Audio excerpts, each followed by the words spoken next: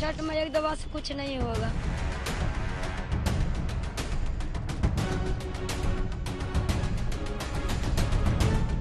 आस्था तो है, उनको तो पूजा करना है।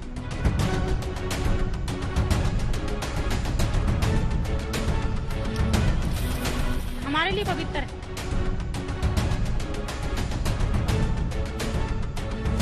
जब तक हम लोग ने इसमें नहाएंगे तब तक हम लोग का पर्व नहीं होगा।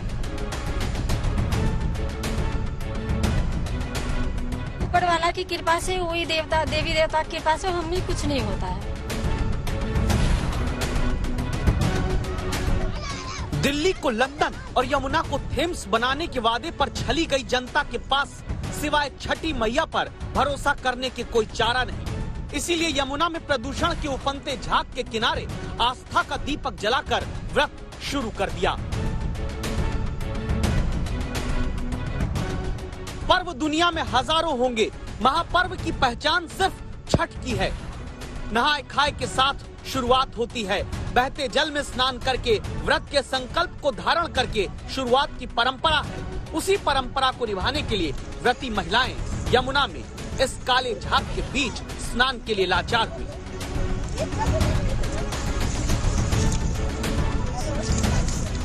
करना ही पड़ता है, जो विधि है वो विधि तो करना पड़ता है ना।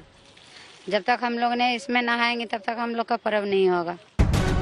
स्वच्छता जिस व्रत का सबसे मजबूत आधार है, उसी आधार को कमजोर कर दिया गया। विकास के नाम पर विनाश का जहर यमुना में घोलकर जिस पानी में यमुना के तमाम रोगों को देने वाली बीमारी गंदगी के रूप में बह रही है, उसी से सूर्य को अर्घ देती हैं। ये मानकर कि सरकारें भले जहर साफ न कर पाएं, छठी मैया हर बीमारी से बचा लेंगी। आपको ये डर नहीं है कि इतना गंदा पानी है, ये जैसे जहरीला झाग बन रहा है इधर सारे में? इतना अगर डरेंगे तो फिर तो कर नहीं सकेंगे, हम कुछ नहीं कर सकते हैं। पूजा पाठ 3 दिन का व्रत है, 3 दिन में हम कुछ कर नहीं सकते हैं, क्योंकि 3 दिन व्रत में मैं रहती हूँ। हमें उनको ऊपर वाला की कृपा से, वही देवी देवता की कृपा से हमें कुछ नहीं होता है। 7 राज्यों से होकर गुजरने वाली यमुना, गंगा सरस्वती से मिलकर पाप मिटाने वाले संगम को तैयार करने वाली यमुना, गंगा के बाद सबसे पवित्र नदी मानी जाने वाली यमुना का पानी दिल्ली में काला है, क्योंकि यमुना साफ करने की नीतियां और नियत उससे भी ज्यादा शायद काली, और भरोसा अब सिर्फ भगवान पर। नहीं नहाएंगे तो फिर कैसे काम करेंगे? इसके बगैर काम नहीं होगा। हमको लिए तो बढ़िया है, क्या करो, सरकार ने ये बनाया तो उसी पानी में नहाएंगे। बढ़िया पानी कहाँ से लाएंगे बताओ? खतरनाक हो सकता है ये पानी? नहीं, कुछ नहीं होगा ना। छठ में एक दवा से कुछ नहीं होगा। सोचिए आप, संस्कृति जिस देश में सियासत का केंद्र बिंदु है, उसी देश की राजधानी में महिलाएं उस महापर्व छठ की शुरुआत गंदे पानी से करने को मजबूर हैं, जिसमें 36 घंटे निर्जला व्रत महिलाएं रहती हैं। जो सफेद रंग के झाग आप देख रहे हैं, दरअसल ये जो झाग है ये यमुना को पोल्यूटेड कर चुके हैं। और इसके साथ साथ आपको एक रियलिटी चेक दिखाएंगे कि पानी जो यमुना का है, जो कि इस वक्त पूरी तरीके से प्रदूषित हो चुका है, वो उसका आप लेवल देखेंगे कि किस तरीके से ये पानी पूरी तरीके से इस वक्त यमुना के अंदर जो है वो जहरीला हो चुका है। ये पानी का लेवल है दिल्ली के अंदर यमुना नदी का, जो पूरी तरीके से इस वक्त अगर कहा जाए तो प्रदूषित हो चुका है। यमुना के पानी में सफेद झाग नहीं, काला जहर है, जो फैक्ट्रियों के गंदे पानी के यमुना में शामिल होने, फिर सीवर के गंदे पानी से मिलकर फॉस्फेट समेत दूसरे केमिकल से मिश्रण करके टॉक्सिक फॉर्म यानी जहरीले झाग का रूप ले लेता है। उसी काले झाग के रूप में जिसे नदी भी कहना मुश्किल बना दिया गया, उसके गंदे जल को लोग अब घर भी ले जाएंगे, आस्था के पर्व में पवित्र मन से मानकर। पूजा करते हैं ना, उसमें डालते हैं गंगा जल नाम से। ये घर जाएगा पानी। तो ये पानी का जो हाल है, बदबू भी है, झाग भी है, प्राकृतिक भी काला है, इससे पूजा पवित्र हो जाएगी? हाँ, हो जाएंगे। जब मन से करेंगे तो हो ही जाएंगे ना। अच्छा, ये नहीं है डर के पानी गंदा है तो क्या होगा? नहीं, नहीं है डर। जब डर होता तो फिर नहाते नहीं। इसलिए जो काम है वो तो करना ही पड़ेगा ना। इसी से प्रसाद उठार सब कुछ गंगा जल वो सब कुछ छीटेंगे, उसको बाद वो खाना बनाएंगे, उसको बाद ग्रहण करेंगे, उसको बाद सब कुछ करेंगे। इसके प्रसाद उरसाद सब इसी से। जिस राज्य के मुख्यमंत्री अयोध्या जाकर सरयू की आरती करके सत्ता में अयोध्या की चाहत रखते हैं, ये है हकीकत उनके राज्य दिल्ली की, जो अयोध्या में सरयू की आरती करके सियासत का नया राज तिलक चाहते हैं। क्या वो अपने ही राज्य की जनता से यमुना की सफाई का वादा भी पूरा नहीं कर पाते हैं? यमुना को भी प्रदूषण से मुक्ति दिलाएंगे। यमुना को साफ किया जाएगा। और जैसा मैं अक्सर कहता हूं कि 5 साल तो लगेंगे, लेकिन 5 साल के अंत में आपको सबको यमुना में डुबकी तो जरूर लगवा दूंगा मैं। जो हमने वादे किए थे मैं अपने मोबाइल फोन में लेके घूमता हूं, रोज सवेरे उठ के देख लेता हूं। क्या हुआ उन वादों का? क्यों इस वादे के बावजूद संतान सुख और हर मनोकामना की पूर्ति के लोक पर्व की खुशबू जो पूरी दुनिया में छठ के नाम से फैलती है, उस पूजन की अगरबत्ती को मैली यमुना के बजबजाते प्रदूषित जल की बदबू के किनारे लगाना पड़ा? 2015 के चुनाव में आम आदमी पार्टी के घोषणा पत्र का 15वां पॉइंट यमुना का पानी साफ करना था।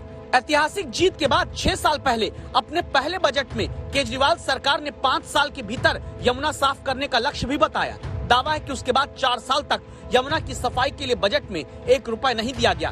फिर 2020 के चुनाव में जाकर यमुना सफाई का वादा 5 साल पुराना वाला जोड़ दिया गया।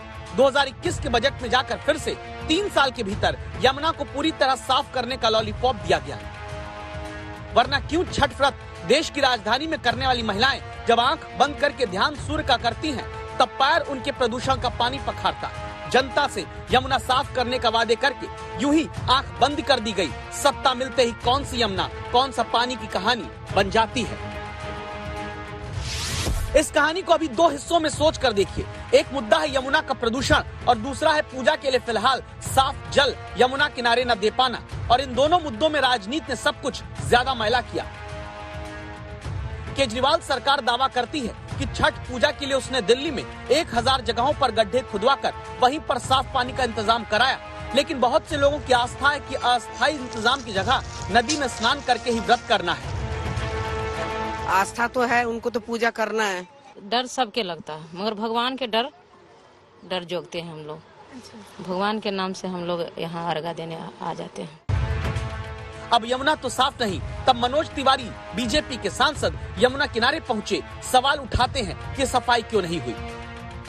बीजेपी के दूसरे सांसद प्रवेश वर्मा यमुना के दूसरे किनारे पहुंचकर चुनौती देते हैं कि हम यहाँ पूजा करके दिखाएंगे। आप ये देखिए, दिल्ली सरकार को ये सफाई करनी चाहिए थी। ये क्या है? ये सब क्या है? आप देखिए, तो इतना इसको जब तक साफ नहीं करेंगे तो ये तो और भी गंदगी ही करेगा ना। और इसी पे लोग अगरबत्ती जलाएंगे, इसी में लोग स्नान करेंगे, लेकिन अरविंद केजरीवाल जी के कान पे जू नहीं रेंगेगा। यमुना के किनारे छठ पूजा नहीं होगी, इसका फरमान एलजी साहब ने दिया, जो भाजपा के हैं। यमुना के अंदर जो पानी है, आज आपको जो पूरा झाग दिख रहा है, दिल्ली के लोगों ने पानी नहीं छोड़ दिया नया। यमुना के अंदर जो पानी अभी झाग वाला आया, हरियाणा से आया। जहरीला पानी हरियाणा से छोड़ा गया, जहां बीजेपी की सरकार है।